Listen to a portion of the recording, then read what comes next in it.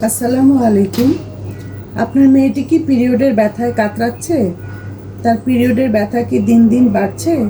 হতে পারে এটি এন্ডোমেট্রিওটিক সিস্টের লক্ষণ। এন্ডোমেট্রিওটিক সিস্টকে আমরা চকলেট সিস্টও বলে থাকি। জরায়ুর ভেতরের টিস্যু যখন ওভারিতে চলে যায় তখন প্রতি মাসে পিরিয়ডের সাথে সেখানে রক্ত জমে।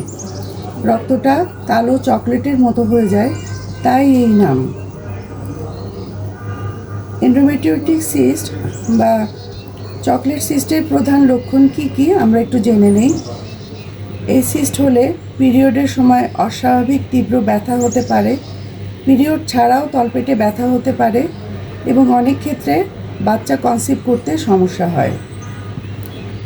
আর আল্ট্রাসাউন্ড করলেই এটি ধরা পড়ে এবং এক্ষেত্রে আল্ট্রাসাউন্ডে সিস্টের ভেতরে ঘষা কাচের মতো দেখায়।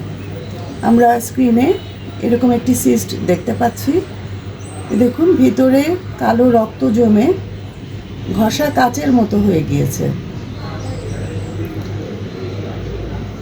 এক্ষেত্রে সাধারণত আমাদের এ ধরনের সিস্ট ধরা পড়লে অবশ্যই একজন বিশেষজ্ঞ ডাক্তারের পরামর্শ নিতে হবে।